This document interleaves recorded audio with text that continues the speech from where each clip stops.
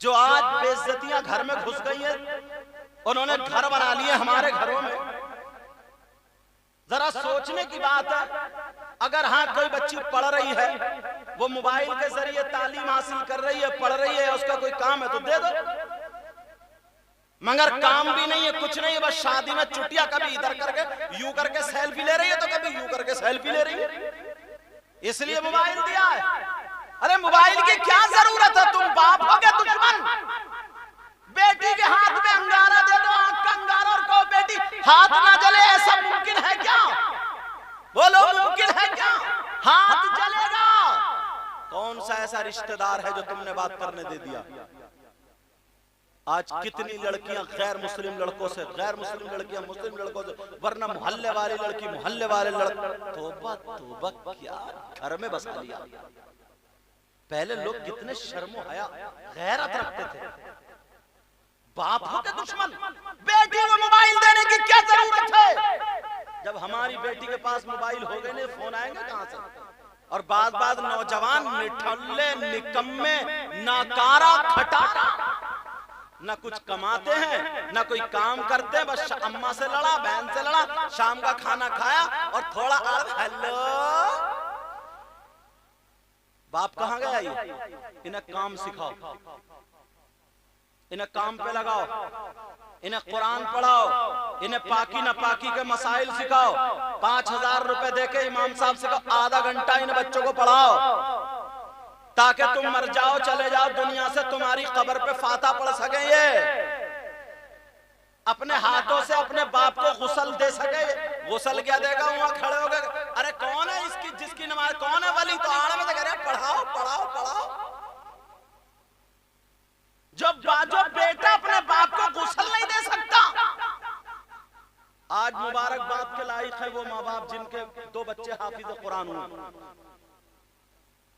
اور مدرسے کے لوگ جو اس کی مدد کرتے ہیں وہ بھی مبارک بات کے لائق ہے.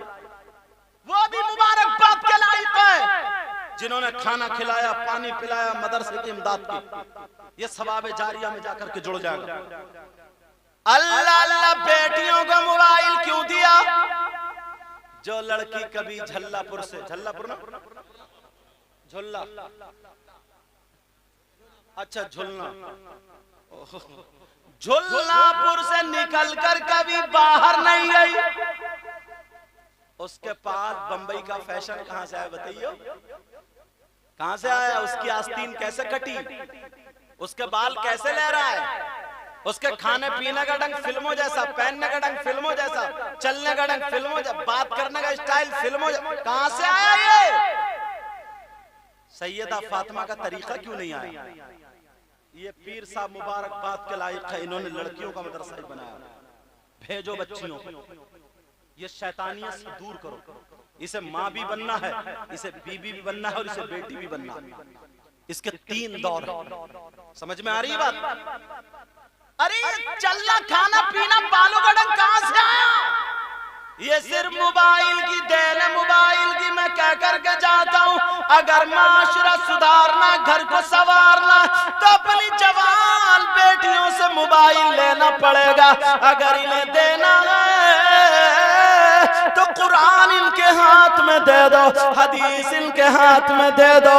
اللہ اللہ اگر پڑھوانا دکھانا تو سیدہ فاطمہ کی سیرت دے دو، حضرت خدیجۃ الکبریٰ کی زندگی دے دو، حضرت عائشہ کی حیات والے وہ زمانہ دے دو، ان کا طور طریقہ دے دو.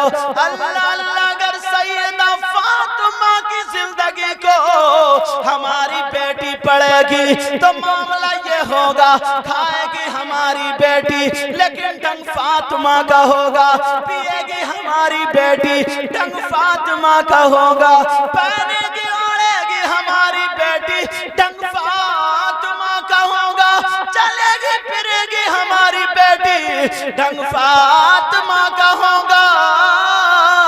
ارے یہی بیٹی اگر باپ کے گھر میں ہوگی تو باپ کے لیے رحمت بنے گی، اور اگر شوہر کے گھر میں جائے تو شوہر کے لیے نعمت بنے گی. اور جب ماں بنے تو اس کے قدموں کے نیچے جنت ہوگی. کتنی ذمہ داری نبھا رہے ہیں، اللہ برکتیں فرمائے۔ توبہ توبہ، بات چل رہی تھی، سیدہ فاطمہ نے چادر اوڑھی، توجہ ہے نا، توجہ، ٹائم زیادہ تو نہیں ہوا۔ سیدہ فاطمہ نے چادر اوڑھی، روتی ہوئی شوہر کی طرف کو پلٹ پلٹ کے دیکھ رہی ہیں اور روتی ہوئی جا رہی ہیں، دروازے پہ جا کے کھڑی ہو گئی۔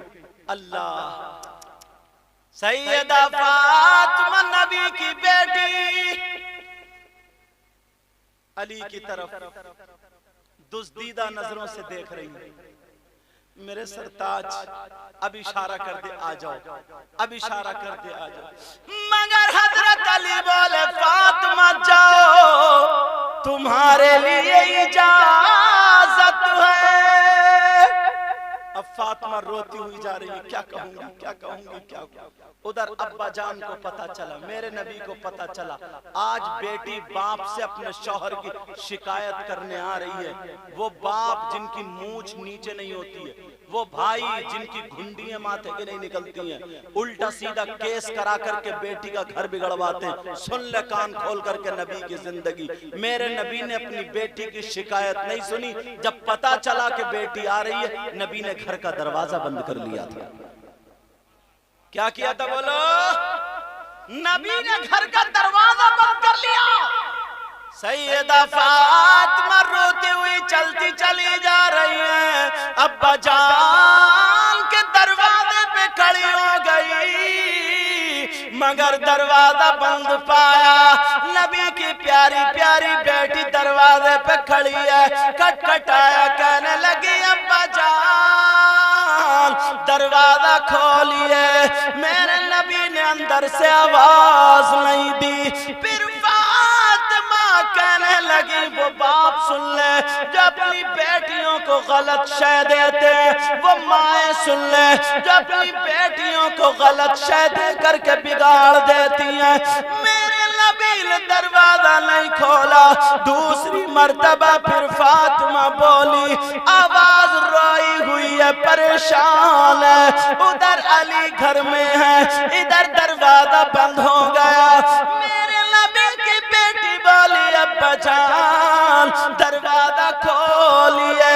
نبی نے اندر سے کہا کون ہے دروازے پر؟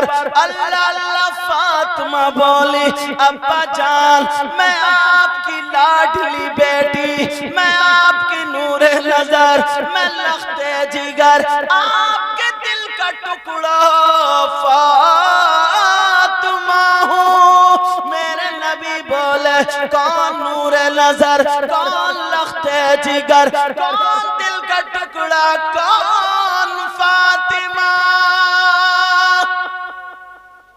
اللہ، جب اتنا کہا کون فاطمہ، اب تو سیدہ فاطمہ کے پاؤں کے نیچے کی زمین نکل گئی۔ خدا کے واسطے بیٹیوں کا گھر مت توڑوانا، تھوڑی بہت ہر گھر میں ہو جاتی ہے۔ تم ماں باپ کو انہیں سمجھا کر کے چلو، ان کا گھر بسانے والی زندگی ان کو وہ سلیقہ سکھاؤ۔ فاطمہ کہہ رہی ابا جان، ابا جان میں آپ کی بیٹی فاطمہ ہوں۔ میرے نبی بولے کون بیٹی، کون فاطمہ؟ جب اتنا کہا توجہ رکھو، میری طرف توجہ رکھو، کہا کون بیٹی، کون فاطمہ؟ سیدہ فاطمہ کی آنکھوں سے ٹپ ٹپ ٹپ ٹپ آنسو گرنے لگے۔ اللہ، یہ کون بیٹی ہے؟ معلوم ہے میرے نبی جو اللہ کے بعد سب سے افضل و اعلیٰ ہے، لیکن بیٹھے ہوتے تھے، جب فاطمہ آتی تھی تو میرے نبی اپنی بیٹی کے لیے کھڑے ہو جایا کرتے تھے۔ آج اسی بیٹی کے لیے دروازہ بند ہے، شوہر کی شکایت کے لیے آئی ہے، اس لیے بند ہے۔ سیدہ فاطمہ رو رو کر کے بولی ابا جان آپ کی پیاری پیاری بیٹی فاطمہ ہوں۔ نبی بولے کون فاطمہ؟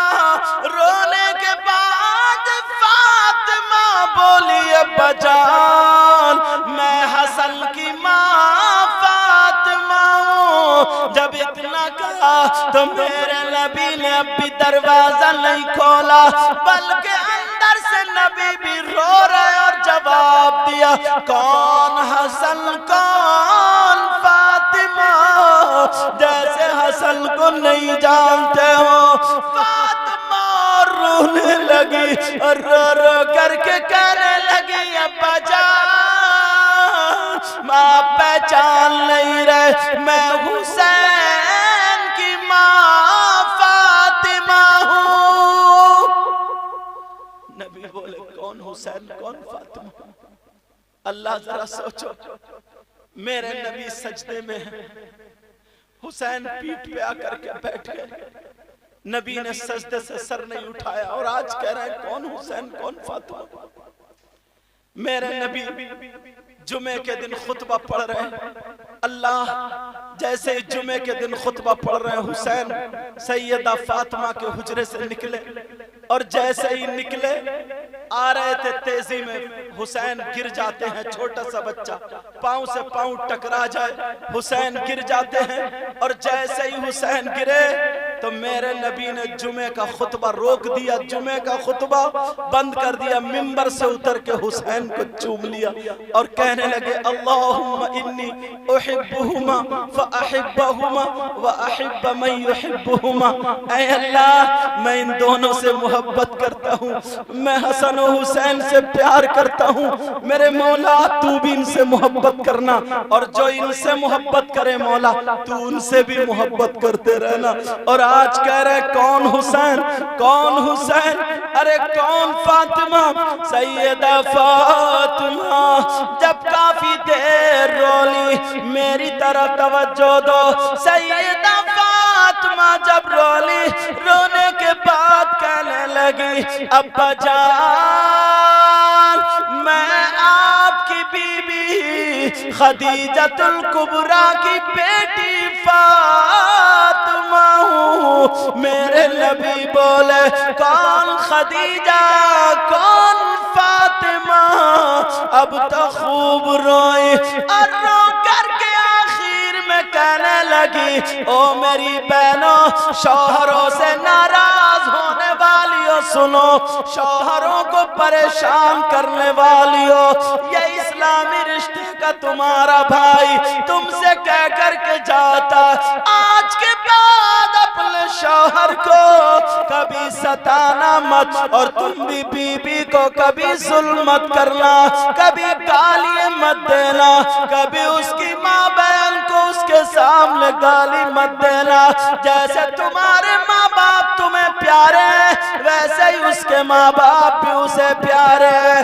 آخر میں سیدہ فاطمہ کہنے لگی ابا جان میں علی کی بی بی فاطمہ ہوں، علی کی بی بی فاطمہ ہوں۔ جب اتنا کہا تو میرے نبی کہنے لگے اگر علی کی بی بی فاطمہ میری بیٹی فاطمہ ہے تو پہلے جا کر کے اپنے شوہر علی سے معافی مانگے، بعد میں ابا کا دروازہ کھلے گا۔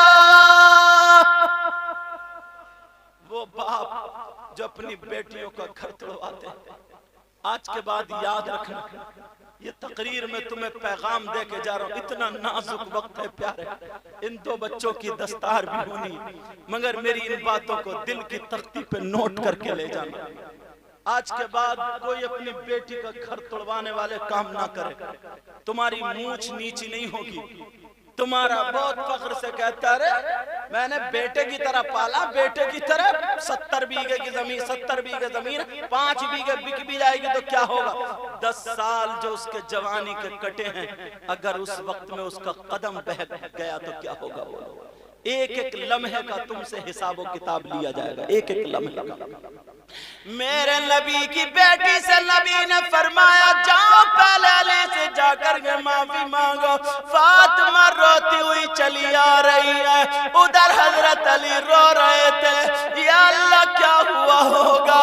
فاطمہ روتی ہوئی آ رہی ہے اور آ کر کے سیدھے علی کے قدموں پہ گر جاتی ہیں، کہتی ہیں علی میں نے اپنے بچوں کو واسطہ دیا، نبی نے دروازہ نہ کھولا، میں نے اپنی ماں کا واسطہ دیا، میرے ابا نے دروازہ نہ کھولا، علی مجھے معاف کر دو، معاف کر دو علی، معاف کر دو۔